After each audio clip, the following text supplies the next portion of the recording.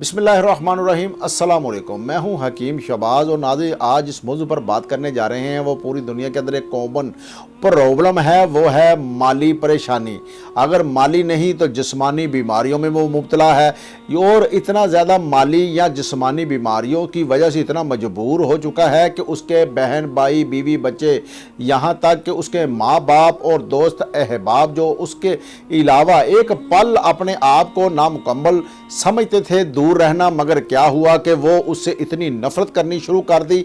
जब आपका अल्लाह रब्बुल इज़्ज़त के सिवा कोई सहारा ना हो और आप जो भी काम करें वो हाथ पीछे को आए, आप अगर बीमार हैं तो आप कोई मेडिसिन इस्तेमाल करते हैं या रूहानी अमल करते हैं तो क्या होता है, उल्टा आपके ऊपर जो है वो बीमारी मज़ीद आपके ऊपर मसल्लत हो जाती है और आप मज़ीद परेशानी में आप फंसते ही जा रहे हैं। और आपको जादू टोने की अगर परेशानी है, माली परेशानी है, आप कर्जदार हैं और अल्लाह के सिवा सहारा नहीं, तो सिर्फ ये छोटा सा नाज़रीन एक अमल करके देख लें।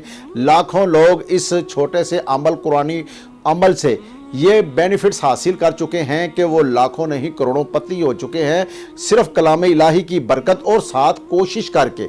कोशिश क्या करनी है, जो बिजनेस करते हैं उसको कोशिश करेंगे, बीमारी है तो ये कलाम पढ़ेंगे और ये छोटा सा अमल करें तो यकीन जानिए आपको एक नई ज़िंदगी मिल जाएगी। और आपको पता है कि आपका जो भाई या बेटा है हकीम शहबाज अल्हम्दुलिल्लाह क्वालिफाइड तबीब होने के साथ साथ एक मीडिया का जर्नलिस्ट भी है। ये आपको मैं बताता रहता हूँ, इसलिए मैं बताता हूँ कि लोग जो हैं, जो मेरे दोस्त अहबाब हैं या जो मेरे चाहने वाले हैं, वो अक्सर कहते हैं कि हकीम साहब आप तो एक जर्नलिस्ट है पाकिस्तान के इतने बड़े चैनल के, तो आप तो रूहानी भी बता रहे हैं, हिकमत भी बता रहे हैं, तो ये एक काला इल्म जो करते हैं लोगों से लूटते हैं उनके लिए एक जहाद है। और आपको नाज़रीन छोटा सा आज मैं अमल बताऊंगा जिससे नाज़रीन आपकी काया जो है वो पलट जाएगी इंशाअल्लाह ताला।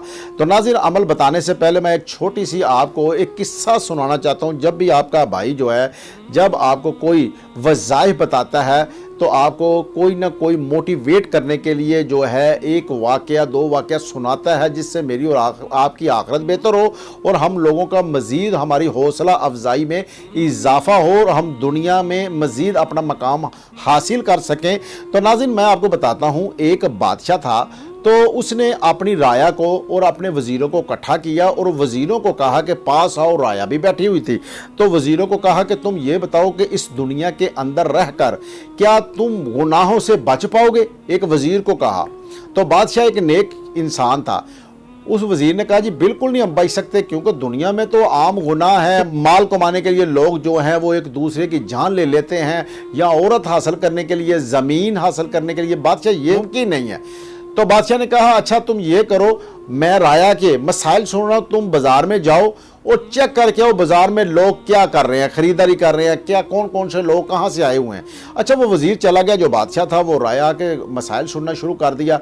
अच्छा वज़ीर थोड़ी देर बाद आया तो बादशाह ने पूछा कि बादशाह वज़ीर तुम बताओ क्या बाज़ार में क्या चल रहा है। तो उसने बताया कि जो दुकानदार हैं वो अपनी दुकान अशिया खुर्दो नोच बेच रहे हैं, कोई कसाब है तो वो गोश्त सेल कर रहा है, ऐसे जो है जो ग्राहक हैं, कस्टमर हैं, वो चीज़ें खरीद रहे हैं। उसने बहुत सारी कहानी सुनाई बाज़ार की।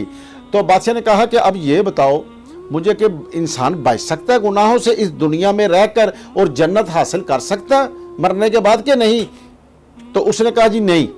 अच्छा बादशाह ने कहा नहीं कर सकता, उन्होंने कहा नहीं कर सकता। बादशाह ने कहा फिर ऐसे करो, ये एक दूध का प्याला, सिपाहियों को कहा कि इसके पकड़ाओ। एक दूध का प्याला था मट्टी का जो ऊपर तक भरा हुआ था, जो सिर्फ ऐसे हिलता तो वो दूध गिर जाना था। बादशाह ने कहा ये पकड़ो और पूरा बाजार जो है ना वज़ीर तुम देख के आओ, हाथ में प्याला रखना है, दूध का एक कतरा भी गिरा तो तुम्हारी मैंने गर्दन उतार देनी है। दो सिपाहियों की ड्यूटी लगाई कि तुम दोनों सिपाही जाओ और इस वज़ीर के पीछे पीछे रहना, जब भी ये दूध एक कतरा नीचे गिरे तो तुम लोगों ने इसकी गर्दन जो है ना तन से जुदा कर देनी है। तो वो वज़ीर जो है ना और बाजार में चला जाता है तो सिपाही पीछे हैं। तो बादशाह ने कहा देखना भी है क्या क्या लोग कर रहे हैं, दूध भी ना गिरे। अच्छा जब वो वापस आया तो बादशाह ने पूछा हाँ वज़ीर बता लोग क्या कर रहे थे, क्या काम कर रहे, दूध तो नहीं गिरा मगर तुम बताओ क्या क्या काम कर रहे थे।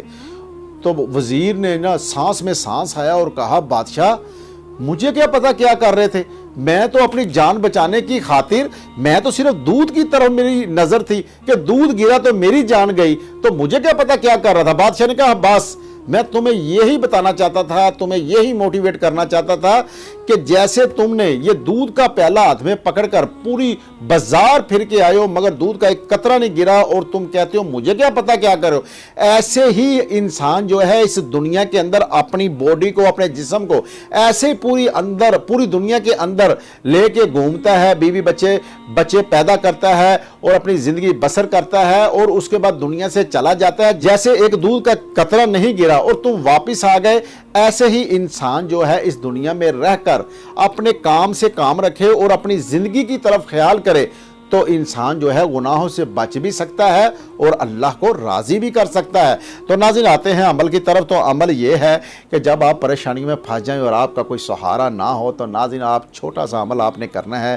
سب سے پہلے عمل کرنے سے پہلے آپ نے اپنی نظر میں آپ نے پاکی حاصل کرنی ہے، کسی غیر عورت کی طرف سے بچنے، 5 وقت نماز ادا کرے اور عاجزی انکساری کرے، کیونکہ انشاءاللہ آپ کروڑوں پتی ہو جائیں گے اللہ کے کرم سے اگر اس پر عمل کریں گے اور جو کاروبار کرتے ہیں اس کی کوشش کریں گے۔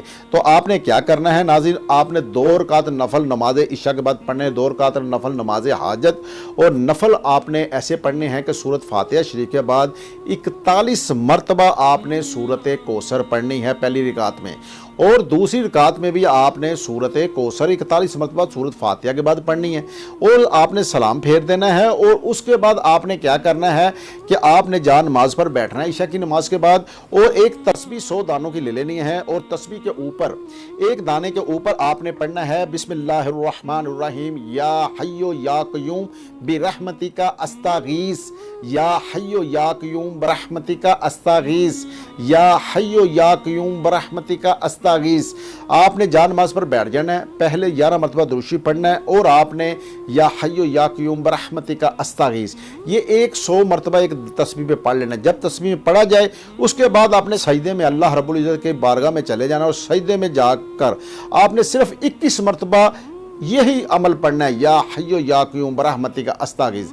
ایسے ہی ہر 100 مرتبہ کے بعد آپ نے 21 مرتبہ سجدے میں جا کے پڑھنا ہے اور ایسے 500 اور 5 مرتبہ آپ نے مکمل کرنا ہے۔ تو جب سجدے میں جائیں 21 مرتبہ یہ پڑھیں اور آپ کی جو تمنا ہے وہ اللہ سے دعا کرنی ہے اور ساتھ پانی رکھ لیں، اس پر دم بھی کرتے رہیں ساتھ ساتھ۔ اس سے یہ ہوگا کہ پانی دم کرنے کے بعد پئیں گے تو آپ کو شفا بھی ہوگی اور گھر میں چھٹے لگائیں گے تو بہتر ہوگا۔